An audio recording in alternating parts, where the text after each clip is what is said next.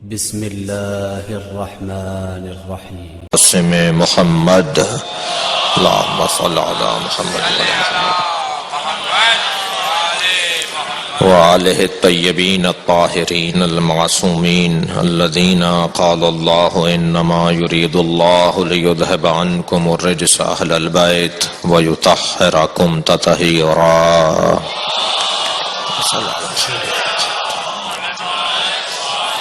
وَلَعْنَةُ اللَّهِ عَلَىٰ أَعْدَائِهِمْ أَجْمَعِينَ مِنْ يَوْمِ عَدَاوَتِهِمْ إِلَىٰ قِيَامِ يَوْمِ الدِّينِ. أَمَّا بَعْدُ فَقَدْ قَالَ الْحَكِيمُ فِي الْقُرْآنِ الْكَرِيمِ بسم الله الرحمن الرحيم وَلَقَدْ كَتَبْنَا فِي الزُّبُورِ مِنْ بَعْدِ الذِّكْرِ أَنَّ الْأَرْضَ يَرِثُهَا عِبَادِيَ الصَّالِحُونَ. صلوات.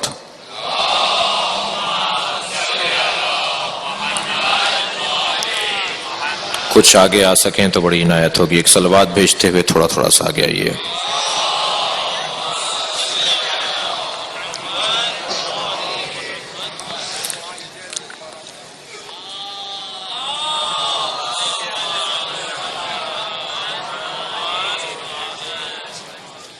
سورہ مبارکہ انبیاء کی 105ویں آیت کریمہ. شب اربعین ہے اور شب فتح زینب کبریٰ. یہ رات خون کی تلوار پر فتح کی رات ہے. یہ رات مظلوموں کے جیتنے کی اور ظالم کے ہارنے کی رات ہے.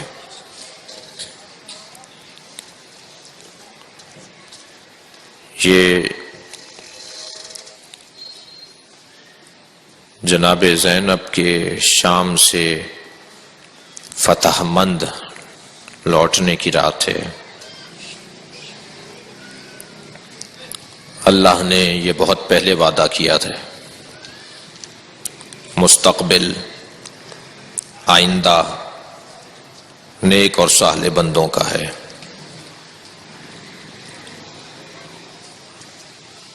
کل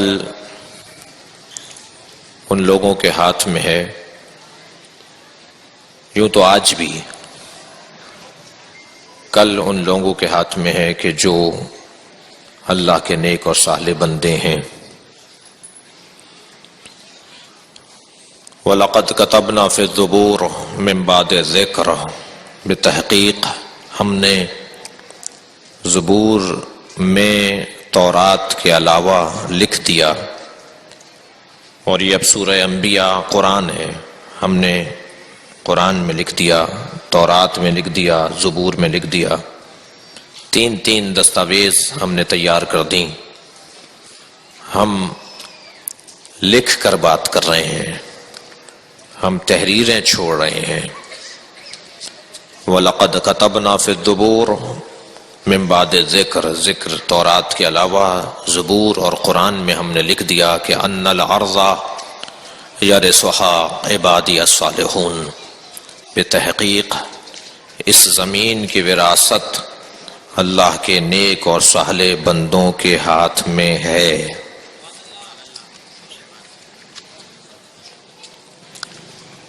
عقیدت اور محبت سے سرشار یہ مجمع جو سردی اور ٹھنڈک کو نظر انداز کر رہا ہے، جب اس قوم و ملت کا کوئی مولا علی کا چاہنے والا اپنی عقیدت کا اظہار کرتا ہوا اپنی سواری پر یا اپنے مکان پر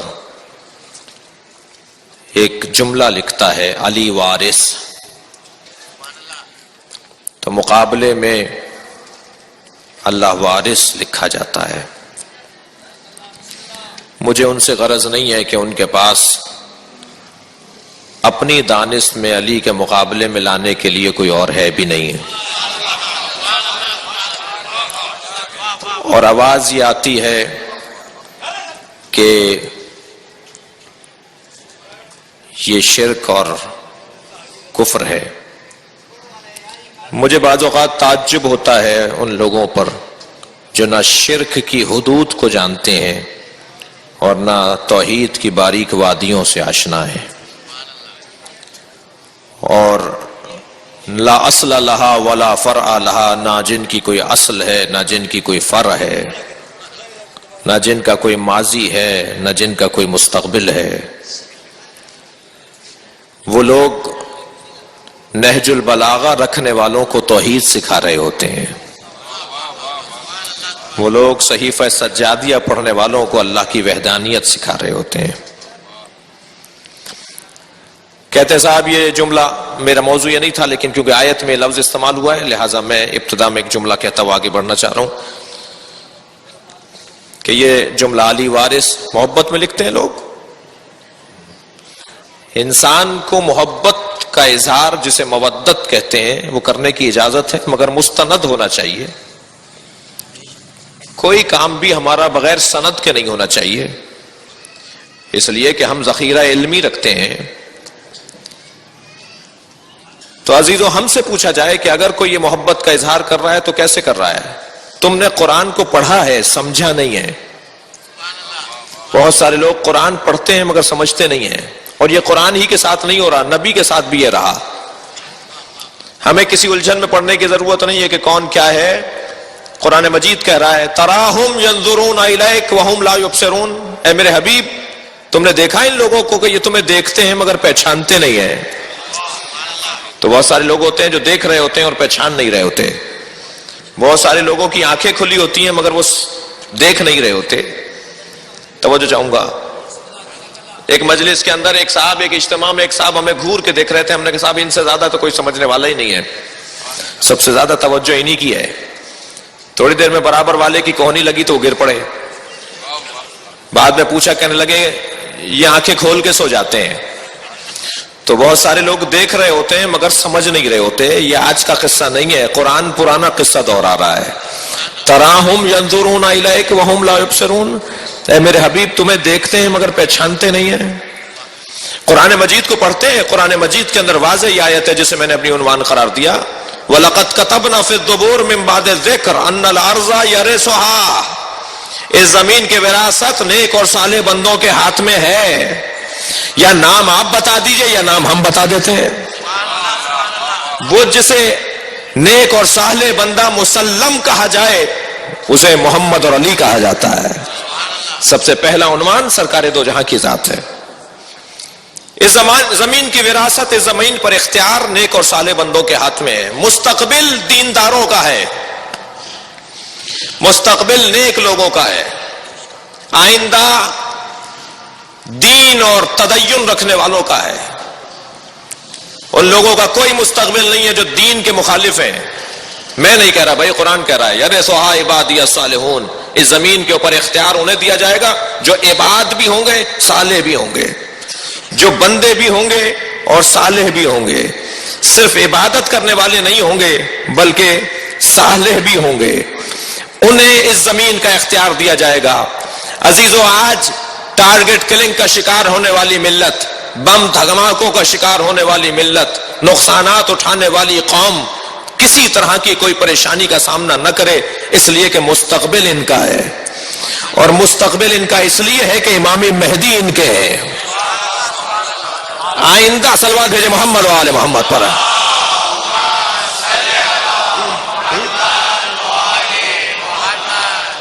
یرثھا عبادی الصالحون، اس زمین کی وراثت نیک اور صالح بندوں کے ہاتھ میں ہے۔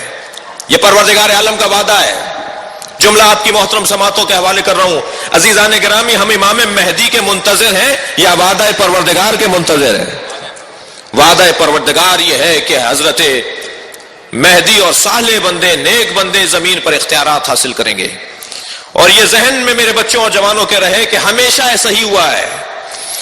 تخت پر یزید بیٹھا ہے تو یہ نہ سمجھے کہ وہ زمین پر وراثت رکھتا ہے۔ کرسی پر بیٹھنے والا وارث نہیں ہے، دلوں پر حکومت کرنے والا وارث ہے۔ اس کے ہاتھ میں کوئی اختیار نہیں ہے جس کے پاس اسلحہ ہے اور جس کے پاس کرسی ہے۔ اختیار تو اس زینب کے پاس ہے جس کے ہاتھوں میں رسی ہے۔ آپ جو کہیں گی زینب وہی تاریخ میں ہوگا۔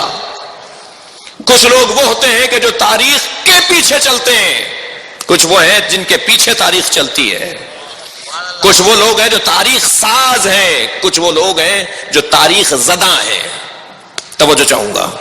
کچھ وہ لوگ ہیں جنہیں تاریخ نے مار ڈالا، کچھ وہ لوگ ہیں جنہوں نے تاریخ کو بنا ڈالا. صلوات بھیجے محمد و آل محمد پر.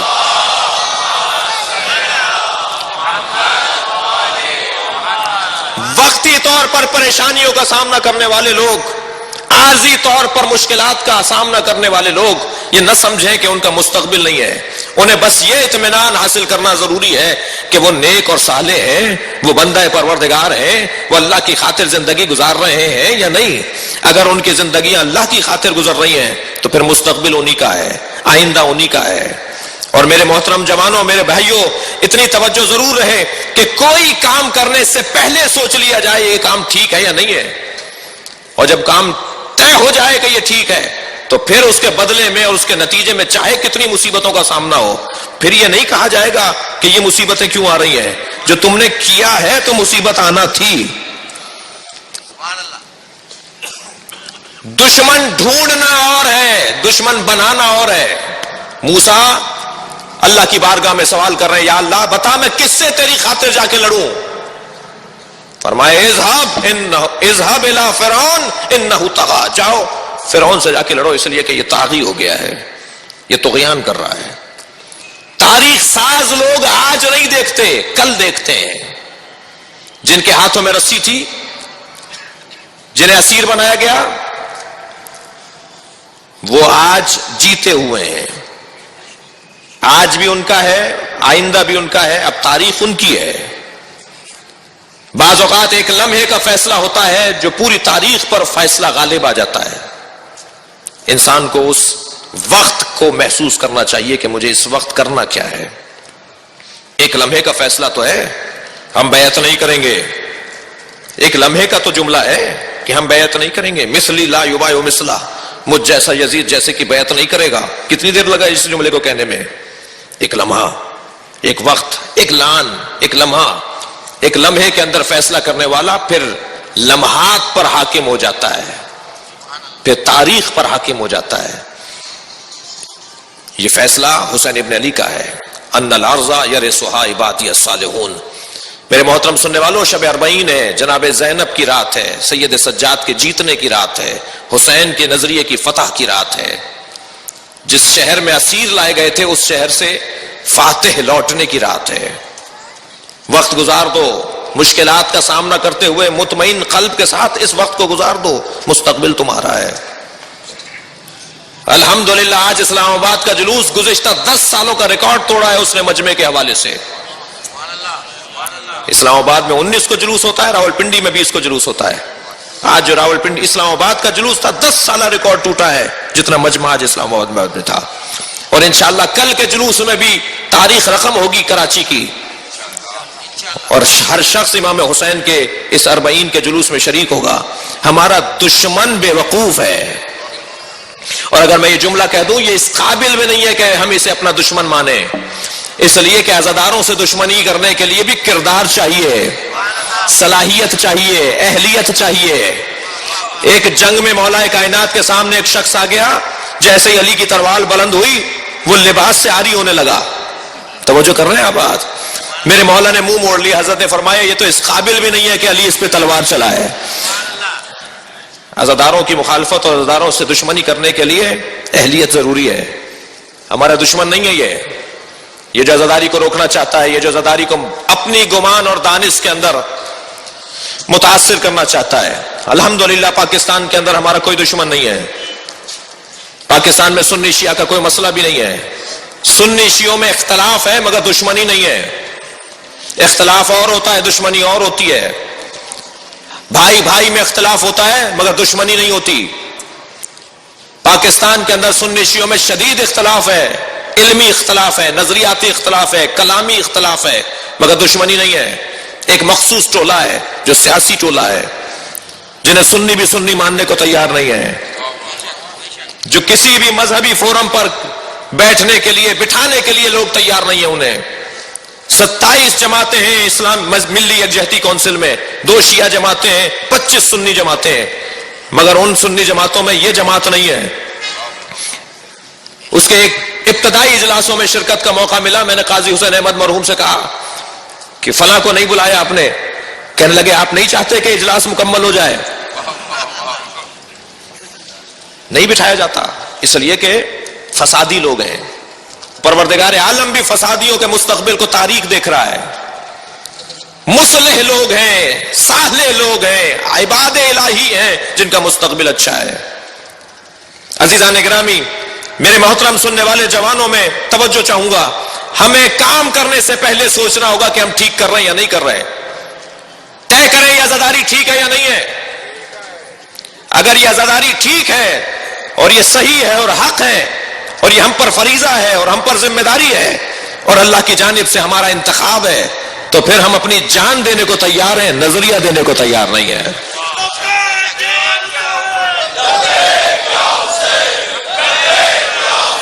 مل کر جواب دیں.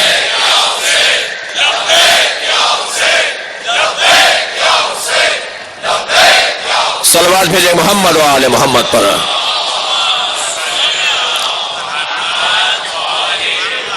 ویسے بھی عزیزو، جوانی کا تعلق سن و سال سے نہیں ہے. جوانی نظریے سے متعلق ہے.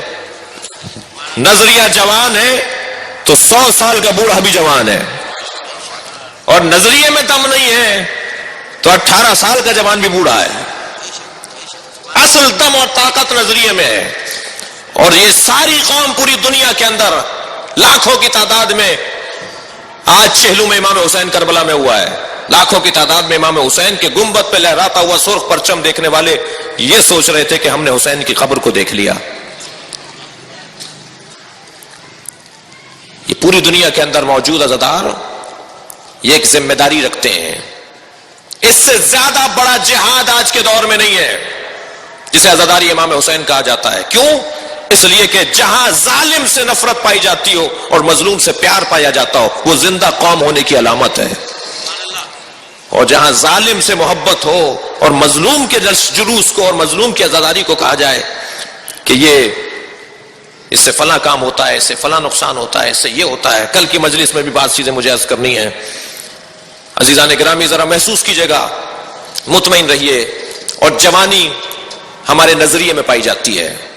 خبردار کل کے جلوس میں، چاہے پاکستان میں کہیں جلوس کے اندر کوئی حرکت ہو، ہمارا ہدف اور ہمارا مقصد امام حسین کے جلوس کو منزل تک پہنچانا ہے. اور کراچی کے مومنین تو پہلے بھی سرخرو رہے ہیں. لاشیں گرتے رہے مگر علم نہیں گرنے پایا، جنازے گرتے رہے مگر تابوت باقی رہا. ذوالجناح ویسے ہی چلتا رہا. ہم لاشوں کو گرتا ہوا دیکھیں گے مگر ہمارے پیش نظر حسین کا شبیہ تابوت ہے، اسے چھوڑ کر کوئی نہیں جائے گا، جو آپ نے چند سال پہلے اس شہر کے اندر ثابت کیا. اور عزیزان گرامی، توجہ چاہوں گا، اسی انداز سے ہمیں اپنے معاملات کو آگے بڑھانا ہے. اور کیوں؟ اس لیے کہ ہمارا نظریہ جوان ہے، ہمارا نظریہ جوان ہے. اور وہ نظریہ ہے مظلوم کی حمایت کا نظریہ. پروردگار عالم کو بڑا پیار ہے ان لوگوں سے جو مظلوموں کی حمایت میں بات کرتے ہوں. ہمارا مذہب مظلومیت ہے. مکتب اہل بیت کی بنیاد بھی، آغاز بھی اور انجام بھی مظلومیت کی بنیاد پر فتح مند ہونے کا عنوان ہے. جب ظالم اپنے ظلم کو عنوان قرار دے کر ڈھول پیٹتا ہے کہ میں نے یہ کیا، تو وہاں تک مظلوم کی آواز بھی جاتی ہے. ظالم سمجھ رہا ہوتا ہے کہ میں اپنی ظلم کی داستان اور اپنی فتح کی داستان کو نقل کر رہا ہوں، جبکہ وہاں مظلوم کا پیغام پہنچ رہا ہوتا ہے. وَمَا اللَّهُ يُرِيدُ ظُلْمًا لِلْعَالَمِينَ، پروردگار عالم کو عالمین پر کسی بھی شے پر ظلم پسند نہیں ہے. ذات کبریا شرک کو بھی ظلم عظیم بولتا ہے. وہ قومیں زندہ ہیں جو ظلم سے نفرت رکھتی ہوں اور مظلوم سے پیار کرتی ہوں. توجہ چاہوں گا. اور ظلم سے نفرت کرنے والے لوگ اور مظلوم سے پیار کرنے والے لوگ اللہ کو عزیز ہیں. یہ آواز جو آج گونج رہی ہے جگہ جگہ، یا حسین کی آواز اور ان مجلسوں اور ان ماتم اور اس عزاداری کی آواز، یہ اللہ کو پسند ہے. پروردگار عالم قرآن مجید میں ارشاد فرماتا ہے، لا يحب اللہ الجہر بالسوء من القول. اللہ کو ایسی کوئی آواز جو کسی کو بری لگ رہی ہو پسند نہیں ہے. یہ اونچی آواز میں مرثیہ، یہ اونچی آواز میں نوحہ، یہ اونچی آواز میں مجلس. اللہ من ظلم، اللہ کو اونچی آواز میں کوئی چیز جو کسی کو بری لگے وہ پسند نہیں ہے، مگر پسند ہے جس پر ظلم ہوا ہے وہ اونچی آواز میں بات کرے. اللہ اونچی آواز میں مظلوم کی آواز کو سننا چاہتا ہے. یہ زمین اللہ کی زمین ہے. یہ پاکستان کی سرزمین سنی شیعوں نے بنائی ہے. یہاں پر تکفیریوں اور سلفیوں اور وہابیوں کی کوئی گنجائش نہیں ہے. توجہ ہے. سن 1925 میں 3 مذہبوں کی بنیاد ڈالی گئی اس خطے کے اندر، عالم اسلام کے اندر. مسلمانوں میں 3 فرقے ایجاد کیے گئے 1925 میں، 1924 میں اور 1925 میں. بہائیت فارسی زبان بولنے والوں میں مسلمانوں میں ایک فرقہ بنایا گیا. قادیانیت ہندوستان اور پاکستان کے علاقوں کے اندر مسلمانوں کا ایک فرقہ بنایا گیا. اور وہابیت عرب دنیا کے اندر مسلمانوں میں ایک فرقہ بنایا گیا. تینوں کی تاریخ پیدائش 1924 ہے. تینوں ایک ہی تاریخ پیدائش کی پیداوار ہے. تینوں کو برطانیہ کے سفارت خانے نے بنایا. تینوں مسلمانوں میں افتراق ڈالنے کے لیے پیدا کیے گئے. توجہ چاہوں گا، انقلاب اسلامی ایران کے بعد فرقہ واریت نہیں پھیلی ہے پوری دنیا میں، اس لیے کہ 1963 میں انقلاب اسلامی ایران نہیں آیا تھا، جبکہ پاکستان میں سب سے بڑا ظلم عزاداروں پر 1963 میں ہوا، ٹھیڑی کا واقعہ. اس وقت تو انقلاب ایران نہیں آیا تھا، مگر ہاں 1924 میں وہابیت آ چکی تھی. پوری دنیا میں فرقہ واریت وہابیت کی وجہ سے پھیلی ہے.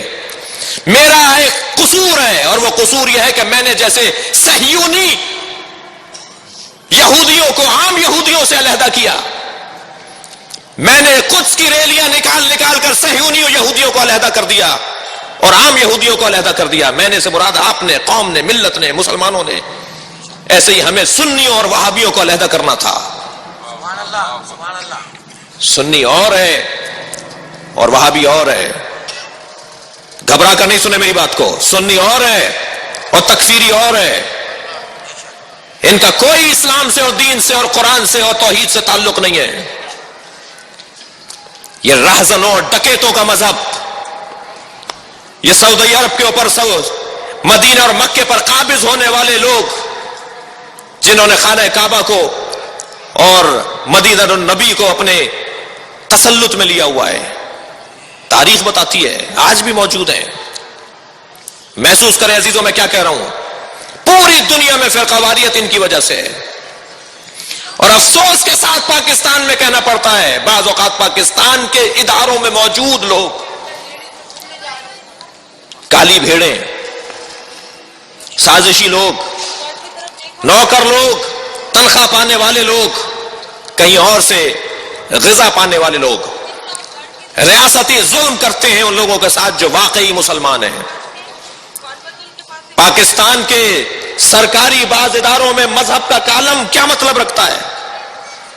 4 سال سے میں اس بڑے ممبر کے اوپر چیخ رہا ہوں 9 محرم کی مجلس میں. پاکستان کے سرکاری اداروں میں ایڈمیشن کے موقع پر، نوکری کے موقع پر مذہب کے کالم کا کیا مطلب ہے. سنی ہو یا شیعہ ہو لکھو. ریاست اگر فرقہ واریت پھیلا رہی ہو تو پھر اس ملک کے اندر آپ کیسے امن و امان چاہتے ہیں. محسوس کریں عزیزان گرامی، ہمارا یہ مطالبہ مدتوں سے چلا آ رہا ہے اور پھر یہ مطالبہ بار بار کرتے رہیں گے، اس لیے کہ یہ قوم مہذب قوم ہے. یہ قانون ہاتھ میں نہیں لیتی، یہ قانون نہیں توڑتی، قانون کا دروازہ بجاتی رہتی ہے. ہم قانون کا دروازہ بجاتے رہیں گے، اداروں کو ہوشیار کرتے رہیں گے. ہمارے ساتھ ہونے والی زیادتیوں کی طرف توجہ کی جائے. اس ملک کے اندر ایک مخصوص ذہنیت کے لوگ کہتے ہیں کہ فقیر، مسکین، لاچار، مقروض ملک ہے، اربوں روپیہ عزاداری کے موقع پر محرم اور سفر میں جلوسوں پر خرچہ ہو جاتا ہے، رینجرز اور پولیس کے اوپر خرچہ کیا جاتا ہے. فقیر، مسکین، مقروض ملک کے اندر اتنا خرچہ عزاداروں کی وجہ سے ہوتا ہے. جملہ محسوس کریں گے میرے محترم سننے والے، میں نے اسلام آباد میں بھی کہا، یہاں بھی دوہرا رہا ہوں، یہ خرچہ ہماری وجہ سے نہیں ہوتا، تمہاری وجہ سے ہوتا ہے. 1980 سے پہلے ان کی بھی تاریخ پیدائش میں نے آپ کو بتا دی. 1980 سے پہلے جلوس نکلتے تھے، مجلسیں ہوتی تھی، مارکیٹیں کھلی ہوتی تھی، نہ کسی پولیس مین کی ضرورت تھی، نہ کسی رنجس والے کی ضرورت تھی. یہ ہماری وجہ سے خرچہ نہیں ہو رہا، یہ تمہاری وجہ سے خرچہ ہو رہا ہے. جب سے تم نے اس ملک کے اندر فرقہ واریت کو اور نفرتوں کو اور شدت پسندی کو پھیلایا ہے تو تمہیں روکنے کے لیے یہ لوگ آ رہے ہوتے ہیں. اور میں آپ کے توسط سے پنجاب حکومت کے لیے بھی دعا گو ہوں. بہت اچھے انتظامات ہیں. میرے جوانوں، میرے عزیزوں، میرے بھائیوں، محاذ اپنے بند کیجئے، کم محاذ بنائیے اپنے. ہمارا ایک محاذ کافی ہے کہ جو ہمیں تکفیری انداز سے دیکھتا ہے. ہر حکومت، ہر سیاسی پارٹی سے لڑنا ہمارا کام نہیں ہے. ذہنیتیں نکالیں. اگر کسی جماعت میں ایک رانا ثناء اللہ ہے تو دوسری جماعتوں میں بھی 10 رانا ثناء اللہ ہے. اگر کسی ایک جماعت کے اندر کوئی شخص آپ کو دکھائی دے رہا ہے تو دوسری جماعتوں میں آپ کو بتا سکتا ہوں کہ کتنے ایسے لوگ ہیں. پاکستان کی سیاست کی ساخت یہی ہے. یہاں پر ہر آدمی سے ہاتھ ملانا چاہتے ہیں یہ لوگ. یہاں یہ جیتنا چاہتے ہیں. ان کے ساتھ ظالم بھی ہے، ان کے ساتھ مظلوم بھی ہے. پاکستان کی سیاست کی ساخت یہ ہے. کوئی جماعت ایسی نہیں ہے جس کے اندر اس مزاج کے لوگ نہ ہو جس مزاج کے لوگ پنجاب کے صوبائی حکومت کے اندر اور ملک کے اندر جن کی وفاق کے اندر حکومت ہے ان میں. ہمیں محاذ نہیں بنانے چاہیے. ہمارے نزدیک مسلم لیگ، پاکستان مسلم لیگ ہماری دشمن جماعت نہیں ہے. یہ ذہنیت صاف کی جائے. ہمارے نزدیک پاکستان پیپلز پارٹی کوئی دشمن جماعت نہیں ہے ہماری. ہمارے سب لوگوں کو سب جماعتوں میں ہونا ہے اور ہیں، اور انہیں مرنے کا خیال کرنا چاہیے. انہیں قبر میں جواب دینے کے لیے تیاری کرنی چاہیے. انہیں اللہ کو جواب دینے کے لیے آمادگی کرنی چاہیے کہ انہوں نے ملک و ملت کے لیے کیا کیا. رہیے کسی بھی جماعت میں رہنا چاہتے ہیں، جائیے کسی بھی سیاسی جماعت میں آپ شمولیت اختیار کرنا چاہیں کیجئے. اور ہمارے ہاں سے بھی یہ ذہنیت ختم ہونی چاہیے کہ فلاں جماعت ہمارے لیے ایسی ہے. کوئی ایسی بات نہیں ہے. بہترین انتظام ہے آج اسلام آباد کے جلوس میں، اور کل کے جلوس کے لیے بہترین انتظام انہوں نے کیا ہوا ہے. میں نہیں بتانا چاہتا اس ممبر سے کہ انہوں نے کیا انتظامات کیے ہوئے ہیں. خود وزیر اعلیٰ پہنچا ہوا ہے اسلام آباد میں کہ کل میں جلوس نکلواؤں گا. ان کی جانب سے بھرپور تعاون ہے. کسی حکومت کا نمائندہ بن کے یہاں نہیں بیٹھا ہوں، لیکن اپنے بچوں کے ذہنوں کو بھی صاف کرنا چاہتا ہوں کہ اپنے محاذ بند کیجئے. ہمارا کام محاذ کھولنا نہیں ہے، محاذ بند کرنا ہے. ہم تو ان کے ساتھ بھی محاذ بند کرنا چاہتے ہیں اگر یہ مہذب ہو جائیں. ہم ان کے ساتھ بھی محاذ کو روکنا چاہتے ہیں. ہم نہیں چاہتے کسی سے تصادم. جو قوم رونے کی مشق کرتی ہو وہ کسی کو رلاتی نہیں ہے. جو قوم ماتم کرتی ہو اور عزاداری مناتی ہو اور عاشقانہ زندگی گزارتی ہو وہ قوم کسی کو تکلیف دینے کی ارادہ نہیں رکھتی. ہم ان لوگوں کے ساتھ اس وقت تک بیٹھنے کے لیے تیار نہیں ہے جب تک یہ مہذب نہ ہو جائیں. اس لیے کہ قرآن کا قاعدہ ہے. قرآن کہتا ہے اذا خاطبهم الجاہلون قالوا سلاما. جاہل سے بات مت کرو. ہمیں مہذب مخالف عزیز ہے، لیکن ہمیں غیر مہذب مخالف عزیز نہیں ہے. ابھی پچھلے دنوں ایک جگہ سے ایک جگہ کا سفر کر رہا تھا. میرے برابر والی سیٹ کے اوپر ایک بہت بڑے مفتی تھے جن کے مدرسے میں 4000 طالب علم ہیں. شہر کا نام بھی نہیں لیتا، مدرسے کا نام بھی نہیں لے رہا. میں نے ان سے کہا مولانا آپ اپنے اجلاسوں میں اپنے فورموں پر کہیے کہ شیعوں کے خلاف کتابیں لکھی جائیں، ہمارے خلاف کتابیں لکھوائیے، مہذب انداز سے کتابیں لکھوائیے، تہذیب کے دائرے میں ہمارے اوپر علمی حملہ کیجیے. اس لیے کہ سوال ہونا عیب نہیں ہے، جواب نہ ہونا عیب ہے. اور الحمدللہ بات تو جب ہوگی کہ جب ارے آپ ایک کتاب لکھتے ہیں تحفہ اثنا عشریہ، ہم اس کے جواب میں 200 کتابیں لکھ ڈالتے ہیں. بعض لوگوں کو تو اعتراض ہی ہے کہ صاحب یہ 400 صفحوں کی کتاب تھی تو آپ نے یہ 20,000 صفحوں کی کتابیں کیوں لکھ ڈالی؟ 400 صفحوں کی لکھتے. توجہ کر رہے ہیں؟ محدث دہلوی نے جب تحفہ اثنا عشریہ لکھی ہے تو وہ فرض کریں اگر 600 صفحوں کی کتابیں 500 صفحوں 600 صفحوں سے زیادہ نہیں ہے تو ہم نے کتنی لکھی؟ ابقات الانوار تو اس کا ایک باب کا جواب ہے. صلوات بھیجے ذرا محمد و آل محمد پر.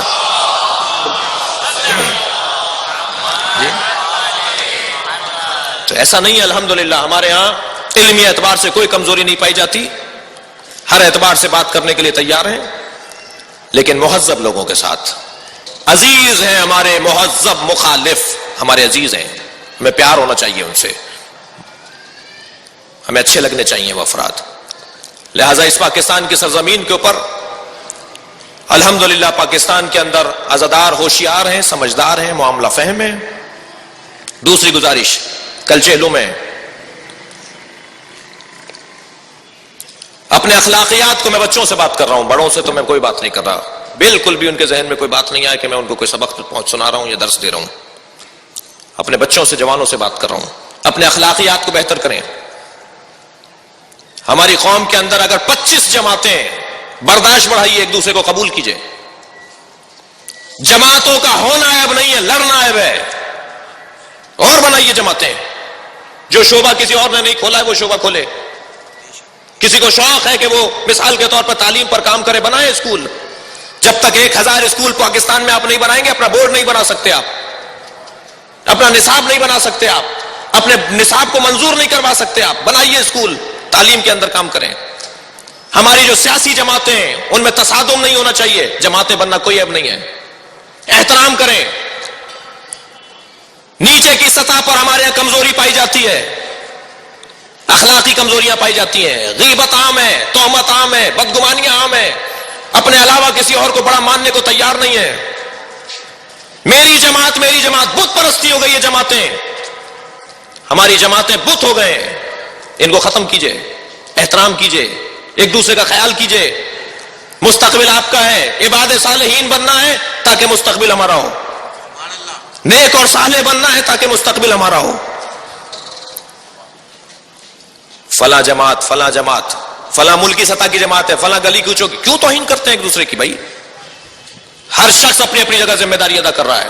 میں نام نہیں لینا چاہتا. پاکستان کی جو بڑی شخصیات ہیں ان سب کو میں جانتا ہوں. مختلف جماعتوں کے جو سربراہ ہیں سب اپنی اپنی جگہ خدمت کر رہے ہیں. سب اپنی اپنی جگہ جو ہے وہ اہل بیت کے چاہنے والوں کی خدمت کر رہے ہیں.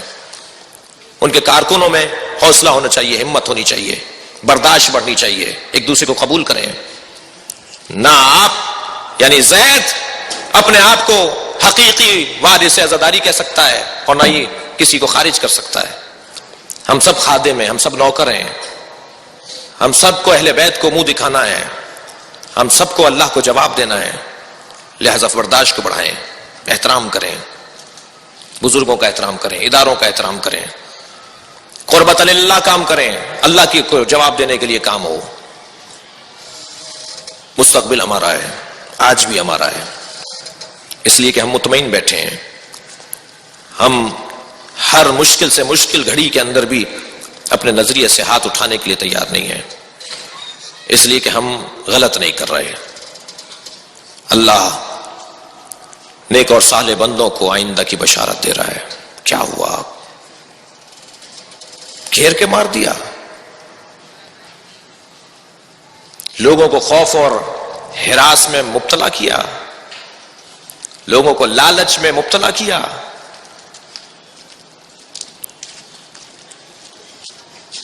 میری خوش قسمتی ہے کہ مجلس میں اکثریت جوانوں کی ہے اور بزرگوں کو میں دعا لینے کے لیے بات کر رہا ہوں. 2 بیماریاں ایسی ہیں جو حسین قتل کرواتی ہیں. 2 ملحق بیماریاں ایسی ہیں جو حسین ابن علی جیسے کے اوپر گلے پر چھری پھیر دیتی ہیں. ایک حب دنیا، ایک بغض علی. یہ 2 بیماریاں ایسی ہیں جو کربلا بساتی ہیں، کربلا میں حسین کو مارتی ہیں. یہ نفسیاتی بیمار تھے سارے، یہ تو طے کر لیجئے. جتنے بھی کربلا میں مارنے آئے تھے سب نفسیاتی بیمار تھے. نفسیاتی ڈاکٹروں کے مطب اچھے ہو جائیں گے. وہ جو ہے یہ امام حسین کو جو مارنے آئے سارے بیمار تھے. سارے 2 بیماریوں میں مبتلا تھے. بغض بیماری ہے، بغض بیماری ہے. حب دنیا بیماری ہے. کوئی ایسا شخص جو کسی ایسی چیز سے پیار کر رہا ہو جو پیار کرنے کے قابل نہیں ہے. صلوات بھیجے محمد و آل محمد پر. جی 2 چیزیں، حب دنیا اور بغض علی. میرے مولا امام حسین نے کربلا میں آخری خطبہ دیتے ہوئے گھوڑے پر اپنے آپ کو رکابوں پہ بلند کر لیا تھا، اونچے ہو گئے تھے اور مجمع سے مخاطب ہوئے جو لشکر یزید کا مجمع تھا. فرمایا ام علی شریعت غیرتها، کیا میں نے شریعت بدل ڈالی؟ ام علی سنت بدلتها، کیا میں نے سنت کو بدل دیا؟ ام علی دماء سبقتها، کیا میں نے کوئی خون ناحق گرایا ہے؟ جواب دو مجھے. حسین ابن علی نے 3 عنوان قرار دیے کہ کسی کو مارا جائے تو اس بنیاد پر مارنے کا جواز تمہارے پاس ہو سکتا ہے ہو کہ اس نے شریعت ہی بدل ڈالی، اس نے نبی کی سنت کو ہی بدل دیا، یہ خون ناحق گراتا ہے. تو آواز آنے لگی نہیں علی، نہیں حسین، نہ آپ نے شریعت بدلی ہے، نہ آپ نے سنت پیغمبر کو بدلا ہے، نہ آپ نے خون گرایا ہے. فرمایا بغضا لابیک، ہم آپ کے بابا علی کے بغض میں آپ کو مار رہے ہیں. شام والے بغض علی کی بیماری میں تھے اور کوفے والے حب دنیا کی بیماری میں تھے. خطرناک بیماری ہے. حلیہ ممکن ہے ہم سے کچھ ملتا ہوا ہو جس کی بنیاد پر تاریخ لکھنے والے اور آج کے لوگ کہتے ہیں کہ کوفے والوں نے مارا تھا، ان کی اولادیں رو رہی ہیں. پہلا جواب تو اس کا یہ ہے کہ میں تو سید ہوں، آپ میں سے بھی بہت سارے لوگ ہیں، بہت سارے لوگ آپ ہندوستان سے تعلق ہے، تو ہم تو کوفے والوں کی اولاد نہیں ہیں، ہم تو مدینے سے آئے ہیں. پوری دنیا میں جو افریقی ماتم کر رہے ہیں، یہ جو حبشی ماتم کر رہے ہیں، عزاداری کر رہے ہیں، سارے کوفے والوں کی اولادیں ہیں. یہ سب کوفے والوں کے پیروکار ہیں. پہلے تو یہ نقضی جواب کہ کوفے والوں نے اگر امام حسین کو شہید کیا ہے تو پوری دنیا کے عزادار کوفے والوں کی اولاد نہیں ہے. دوسری بات، علامہ سید علی نقی نقن اللہ مقامہ کا جملہ مجھے یاد آ رہا ہے. وہ فرماتے ہیں کہ ہم نے طے کر لیا ہے جس نے حسین کو قتل کیا ہے وہ لعنتی ہے. پوری دنیا کے عزادار متفق ہیں حسین کو مارنے والا لعنتی ہے. اللہ بھی لعنت بھیجتا ہے، رسول بھی اس پہ لعنت بھیجتے ہیں، اور سارے عزادار بھی اس پہ لعنت بھیجتے ہیں. تو ہم نے تو لعنتی کہہ کر تعلق توڑ لیا. تمہارا تعلق نہیں ہے تو تم بھی لعنت بھیجو.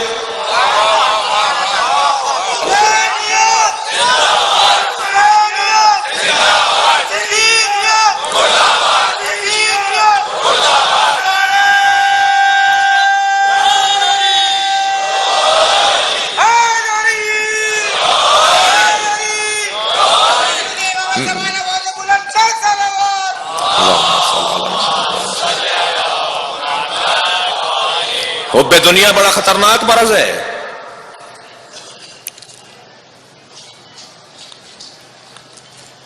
کوفے والے اس میں مبتلا تھے، ڈر گئے مال چلا جائے گا، اولاد چلی جائے گی، زمین پہ قبضہ ہو جائے گا، پیسہ ضبط ہو جائے گا، دنیا. لہذا خبردار، یہ جو دنیا ہے نا، یہ اللہ نے ہمارے لیے بنائی ہے، ہمیں اس کے لیے نہیں بنایا ہے. توجہ کر رہے ہیں آپ حضرات؟ ایک طرف کا قصہ ٹھیک ہے، دوسری طرف کا قصہ ٹھیک نہیں ہے. اللہ نے دنیا ہمارے لیے بنائی ہے، ہمیں دنیا کے لیے نہیں بنایا ہے. خلقت الخلق لأجلک، اے انسان میں نے ساری مخلوق تیرے لیے بنائی ہے مگر تجھے ان کے لیے نہیں بنایا. یہ پلاٹ پہ لڑنا، یہ فلیٹ پہ لڑنا بند کر، یہ جائیداد پہ جھگڑے ختم کرو، اس کے خاطر ہمیں نہیں بنایا ہے. ساری دنیا تیرے لیے بنائی ہے مگر خلقتو کا لأجلی، تجھے میں نے اپنے لیے بنایا ہے. تو اپنی قیمت کو کیوں گرا دیتا ہے؟ تو چھوٹی چھوٹی چیزوں پر اپنا سودا کر لیتا ہے، تو اپنے آپ کو بیچ ڈالتا ہے. میں نے تو تجھے اپنے لیے بنایا ہے. مجھے معاف کیجیے گا، سردی زیادہ ہے، لیکن آپ کی ہمت بھی مجھے حوصلہ دے رہی ہے، آپ کی توجہ بھی مجھے حوصلہ دے رہی ہے. میں نے تجھے اپنے لیے بنایا ہے. اب یہ انسان ایک ایک لمحہ پروردگار عالم کے لیے زندگی گزارے. حسین ابن علی کا پیغام دعائے عرفہ میں، یا اللہ جس نے تجھے کھو دیا اسے کیا ملا، اور جس نے تجھے پا لیا اس نے کیا کھویا. اگر تو مل گیا تو پھر سب کچھ مل گیا. اور ایک اور جگہ ارشاد فرماتے ہیں، جس نے اللہ کی خاطر لوگوں کو چھوڑا اسے اللہ بھی ملا اور لوگ بھی ملے، اور جس نے لوگوں کی خاطر اللہ کو چھوڑ دیا اسے نہ اللہ ملا نہ لوگ ملے. کبھی غور کیا کہ یہ حسین کون ہے جس کے گرد اتنے پروانے جمع ہوتے ہیں، جس کے نام کے گرد؟ حسین بھی نہیں، نام ہے. اس وقت امام حسین کے نام پر جمع ہے نا. توجہ کر رہے ہیں؟ امام حسین کے بدن مبارک کی زیارت کرنے کے لیے، اس لیے کہ مماتی کل حیاتی، ہمارا مرنا ہمارے جینے کی طرح ہے. وہ کربلا میں جو پہنچے قبر کو دیکھنے کے لیے، وہ گویا امام کو دیکھنے گئے ہیں. امام کے مزار کو دیکھنے والے گویا امام کو دیکھ رہے ہیں. سب تو نہیں گئے پوری دنیا کے لوگ، یہاں تو سب امام کے نام پر جمع ہے نا. کبھی غور فرمایا کہ حسین کے نام پہ اتنا بڑا مجمع کیوں جمع ہوتا ہے؟ این حسین کیست کہ ہمیں عالم دیوانے اوست. یہ کون ہے حسین؟ سارا عالم اس کا دیوانہ ہے. یہ جو حسین ابن علی کے نام پر اتنا مجمع اکٹھا ہو جاتا ہے، کیوں؟ اس لیے کہ حسین کربلا میں اکیلے کھڑے تھے. جو اللہ کی خاطر اپنے آپ کو اکیلا کر دیتا ہے پھر پوری دنیا اسی کی ہوتی ہے، پھر پوری کائنات اسی کی ہوتی ہے. اور ایسا ہی ہے، حسین ابن علی کا نام لینے والے یہ معجزے سے کم نہیں ہے، یہ اعجاز سے کم نہیں ہے جو اس وقت دکھائی دے رہا ہے. عزیزان گرامی، سلام ہو حسین ابن علی سے محبت کرنے والوں پر. یقین جانیے کہ بی آپ سے محبت کرتی ہیں. سیدہ زینب، سیدہ زہرا، سیدہ سکینہ، سیدہ ام کلثوم، یہ بیویاں آپ سے محبت کرتی ہیں. یہ آپ کے لیے دعا گو ہیں.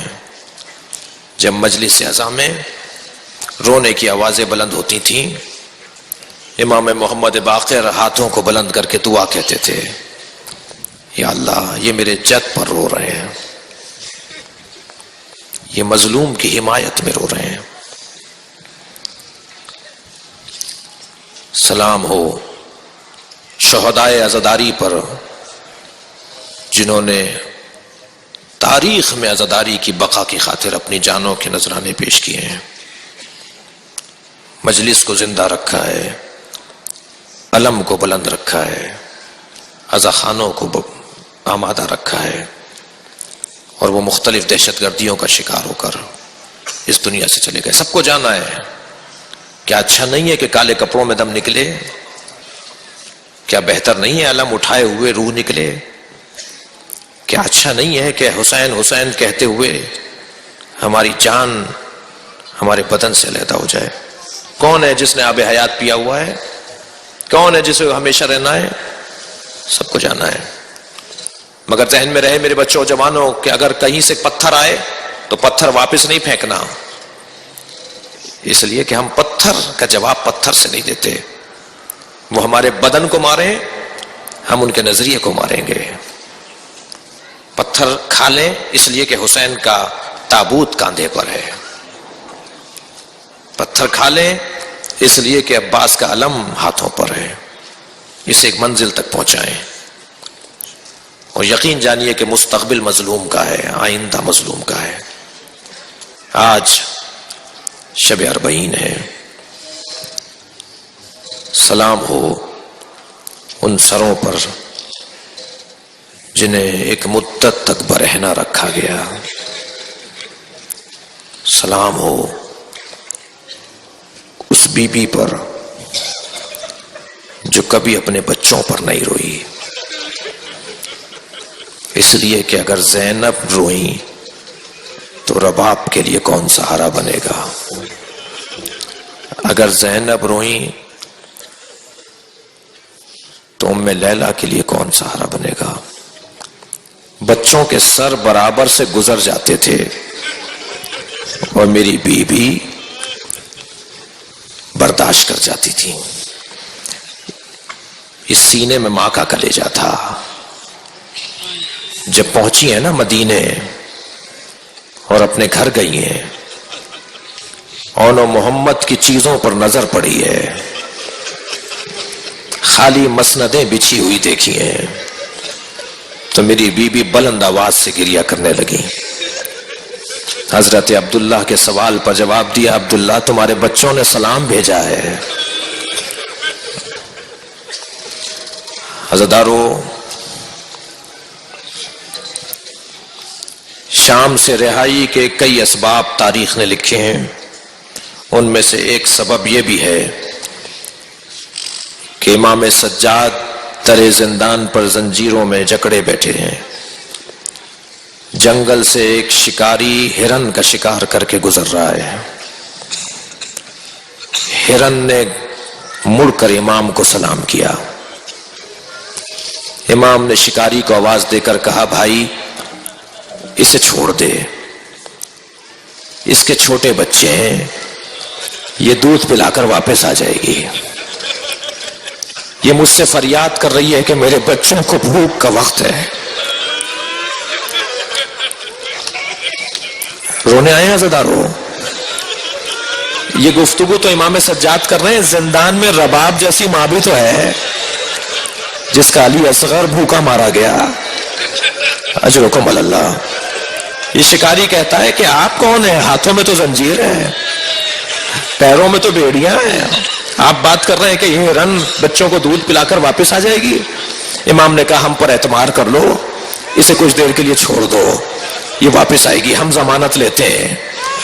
اس نے آزمانے کے لیے ہرن کی رسی چھوڑ دی. یہ جانور جنگل میں چلا گیا. کچھ دیر کے بعد لوٹا، پہلے امام کے پیروں کا بوسہ لیا اور گردن جھکا کر شکاری کے سامنے کھڑا ہو گیا. امام نے فرمایا اسے رسی ڈال دو اور اسے لے جاؤ، ہم نے نہیں کہا تھا یہ واپس آئے گی؟ بیٹھ گیا پیروں میں. آپ کون ہیں؟ امام نے فرمایا میں زین العابدین ہوں، علی ابن الحسین ہوں، حجت خدا ہوں، امام وقت ہوں. عزادارو اس نے جا جا کر پیغام پہنچائے کہ شام کے زندان میں کسے اسیر کیا ہوا ہے. شام کے دیہاتوں سے بغاوتوں کے اظہار ہونے لگے. ایک تو سبب یہ لکھا ہوا ہے اور دوسرا سبب یزید کا خواب ہے. اور عزادارو وہ کیفیت کیسی تھی کہ جب زندان سے سکینہ کے رونے کی آواز آ رہی تھے. اجرکم اللہ. کبھی زندان کے اس کونے میں بی بی جاتی ہے، بھیا زین العابدین ابھی میرے بابا یہاں تھے. کبھی زندان کے اس کونے میں جا کے کہتی ہیں پھوپھی اما زینب ابھی بابا آئے تھے، مجھ سے کہہ رہے تھے سکینہ تمہیں لینے آیا ہوں. اے پھوپھی زینب مجھے بابا لینے آئے تھے، کہاں چلے گئے؟ بچے کے رونے کی آواز، جناب سکینہ کے رونے کی آواز بلند ہو رہی ہے. ادھر دربار کے اندر اس کے خواب میں اور استراحت میں خلل پڑتا ہے. سر حسین بھیج دیا، تشت لا کے رکھا گیا، رات کی تاریکی ہے، رومال ہٹایا، پوچھا بھیا زین العابدین یہ کس کا سر ہے؟ امام نے فرمایا سکینہ یہ ہمارے بابا حسین کا سر ہے. غور سے دیکھ کر ہاتھوں پر اٹھا لیا، پیشانی کا بوسہ لیا. اب بچی بابا سے باتیں کر رہی ہے. بابا یہ آپ کے چہرے پہ کس کا خون ہے؟ بابا یہ آپ کے پیشانی پہ تیر کس نے مارا ہے؟ بابا یہ آپ کی رگیں کس نے کاٹی ہے؟ بابا یہ آپ کے چہرے پہ خون کیسا ہے؟ پھر کہتی ہے بابا مجھ سے بھی پوچھئے، میرے گوشوارے اتار لیے گئے، بابا مجھے تماچے مارے گئے، بابا میرا دامن چلا دیا گیا. یہ کہہ کر جناب سکینہ امام حسین کے لبوں پر لب رکھ دیتی ہے. کچھ دیر کے بعد آواز بند ہو جاتی ہے. اجرکم اللہ. امام سجاد قریب گئے، نبض پر ہاتھ رکھا، آواز دی پھوپھی اما زینب انا للہ و انا الیہ راجعون. اجرکم اللہ. 2 منزلیں اور لیں گے عزادارو. یزید نے امام سجاد سے کہا میں آپ کو رہا کرنا چاہتا ہوں. اللہ اکبر. فتح و نصرت کا عنوان دیکھیے. امام نے فرمایا میں اپنی پھوپھی زینب سے پوچھوں گا. پلٹ کر آئے پھوپھی اما یزید ہمیں رہائی کی خبر دے رہا ہے. میری بیوی نے فرمایا میں نہیں رہا ہونا چاہتی، میرے 3 مطالبات ہیں. سب سے پہلا مطالبہ یہ ہے کہ ہمارا سامان، ہمارا اسباب، ہمارے تبرکات واپس کیے جائیں. اور دوسرا مطالبہ یہ ہے اجرکم اللہ، دوسرا مطالبہ ہمارا یہ ہے کہ ہمیں ایک گھر دیا جائے جہاں ہم ماتم کریں، جہاں میں اپنے بھائی حسین کا ماتم اور عزاداری کروں. محترم سننے والوں اپنے گھر میں چاہے 2 مہینے 8 دن میں ایک مجلس کریں، مگر گھر میں مجلس ضرور کیا کریں، اس لیے کہ گھر جس میں حسین کا ماتم ہو زینب کی تمنا ہے. اجرکم اللہ. جناب زینب وہ گھر پسند کرتی ہیں جہاں عزاداری ہوتی ہو. میری بیوی نے اجرکم اللہ فرمایا مجھے گھر چاہیے جہاں میں اپنے بھائی کی عزاداری کروں. اور تیسرا مطالبہ یہ ہے ہمارے ساتھ کوئی ایک شخص کیا جائے جو ہمیں مدینے تک پہنچا کے آئے، جو رستوں سے آشنا ہو. یزید نے کہا زین العابدین 2 مطالبات پورے کروں گا، گھر لے لیجئے، ماتم کیجئے، عزاداری کیجئے، اور بشیر ابن جزلم کو آپ کے ہمراہ کروں گا جو مدینے پہنچا کے آئے گا. مگر تبرکات اور اسباب کوئی لوٹ کر کہیں لے گیا، کوئی لوٹ کر کہیں لے گیا، میں یہ سامان کیسے لوٹاؤں گا؟ آپ مجھے رقم بتائیے، میں رقم دینے کو تیار ہوں. امام بیٹھے ہوئے تھے، کھڑے ہو گئے. امام نے فرمایا تیرے پاس وہ دولت کہاں ہے جو اس کرتے کی قیمت ادا کر سکے جو میری دادی زہرا نے میرے بابا کے لیے سیا تھا؟ تیرے پاس وہ قیمت کہاں ہے جو اس چادر کی ادا کر سکے جو زینب کے سر سے اتاری گئی تھی؟ اجرکم اللہ. جناب زینب کبریٰ نے 3 مطالبات رکھے. ایک گھر دیا گیا, میری بیوی نے 10 دن اس گھر میں ماتم کیا ہے, پرسہ لیا ہے, عزاداری ہوتی رہی ہے, تبرکات میں سے کچھ چیزیں واپس آئی ہیں, سر آئے ہیں شہداء کے. اس کے بعد جب قافلہ تیار ہونے لگا, بس 2 جملے 2 منزلیں ہو رہے ہیں مصائب کے باب میں, جب قافلہ تیار ہونے لگا تو جناب سید سجاد نے جناب زینب سے کہا پھوپھی اماں محملیں آ چکی ہیں. بی بی نے ان محملوں کو آ کر دیکھا تو سرخ رنگ کے کپڑے محملوں پر لگے ہوئے تھے, رنگ برنگے کپڑوں سے محملیں بنی ہوئی تھی. جناب زینب نے فرمایا سید سجاد میں ان محملوں میں نہیں بیٹھوں گی, اجعلوها سودا حتی یعلم الناس نحن فی اعضاء اولاد زہرا. اے زین العابدین کالے کپڑوں میں تبدیل کرواؤ, ان محملوں پر کالے کپڑے لگواؤ تاکہ جہاں جہاں سے سواریاں جائیں لوگ سمجھ لیں کہ اولاد زہرا کے عزادار جا رہے ہیں. ان جلوسوں کا فلسفہ سمجھ لیا جناب زینب نے کیوں کالے کپڑے لگوائے. فرمایا اجعلوها سودا, انہیں کالے کپڑوں میں تبدیل کرواؤ تاکہ جہاں جہاں سے سواریاں جائیں لوگ سمجھ جائیں کہ اولاد زہرا کے عزادار جا رہے ہیں. محملیں تبدیل کروائی گئیں. جناب زینب سے آ کر کہا پھوپھی اماں بیٹھانا شروع کیجئے, سب کو سوار کروائیے. کچھ دیر کے بعد امام سجاد نے پوچھا پھوپھی اماں کیا سب بیٹھ چکے؟ میری بیوی نے فرمایا بھابھی رباب دکھائی نہیں دے رہی. عزاداروں 2 منزلیں اور لے لیجئے, بھابھی رباب دکھائی نہیں دے رہی. جناب سید سجاد نے فرمایا مجھے معلوم ہے میری ماں رباب کہاں ہے.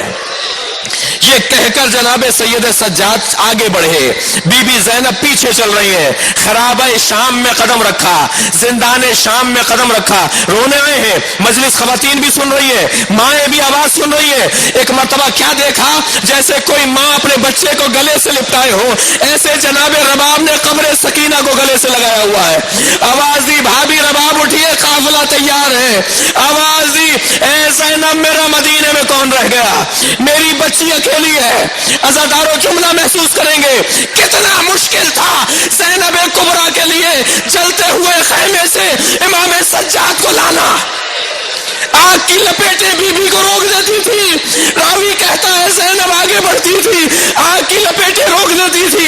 کچھ دیر کے بعد کیا دیکھا, پشت پر کچھ اٹھا کر لائی ہے. جب قریب جا کر دیکھا تو زین العابدین امام تھے جنہیں جناب زینب جلتے ہوئے خیمے سے لے کر آئی. کتنا مشکل تھا جناب زینب کے لیے جلتے ہوئے خیمے سے امام سجاد کو باہر لانا, اس سے کہیں زیادہ مشکل تھا امام سجاد کے لیے قبر سکینہ سے رباب کو اٹھانا. میری بیوی کو لے کر آتے تھے, بیوی پھر پلٹ جاتی تھی, بیوی پھر پلٹ جاتی تھی. میری سکینہ کے لیے اسے مدینہ بہت یاد آتا تھا. اجرکم اللہ, اجرکم اللہ. لائے جناب رباب کو محمل میں بٹھایا, قافلہ چلنے لگا. جب شام کے رستے سے گزرتے ہوئے ایک چاراہے پر پہنچا, شام کی دیہات کی عورتوں نے آواز دی الوداع یا زینب, الوداع یا زینب. میری بیوی نے محمل کا پردہ ہٹایا. آپ میں سے بہت سے لوگ ہیں جو شام گئے زیارت کرنے, اللہ آپ سب کو جناب سکینہ کی زیارت کی قبر نصیب ہو, قبر کی زیارت نصیب ہو. آپ جب اب جائیں زیارت کرنے تو جناب سکینہ کی جالی سے قبر سکینہ کی زیارت ضرور کیجیے گا. جناب سکینہ کی قبر پر کھلونے پڑے ہوتے ہیں, جناب سکینہ کی قبر پر گڑیاں پڑی ہوتی ہیں. آج بھی شام کے دیہات کی عورتیں آتی ہیں اور کھلونے ڈال کے کہتی ہے تمہاری دادی تمہاری پھوپھی سے وعدہ کیا تھا. میری بیوی نے محمل کا پردہ ہٹایا. اے شام کی عورتوں ہم پر ایک احسان کرو گی, کہا بیوی حکم کریں گی. بیوی سکینہ کی قبر کا اشارہ کیا, ہماری سکینہ کو اکیلا نہ چھوڑنا. آج بھی سکینہ اور زینب کی قبر شام میں فتح کا اعلان کر رہی ہے. واہ حسینا واہ محمدا یا حسین یا حسین.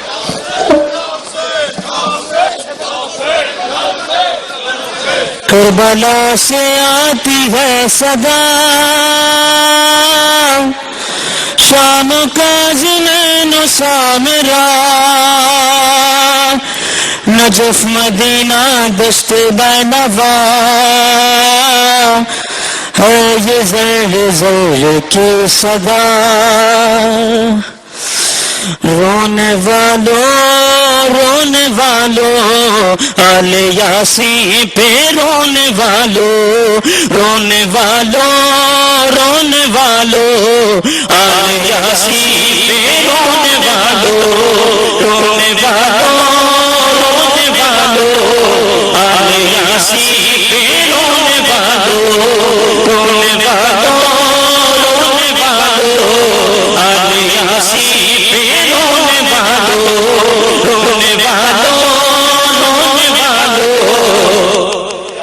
سب پڑھیے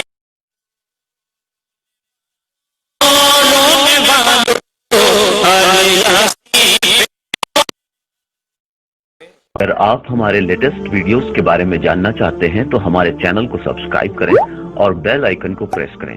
شکریہ۔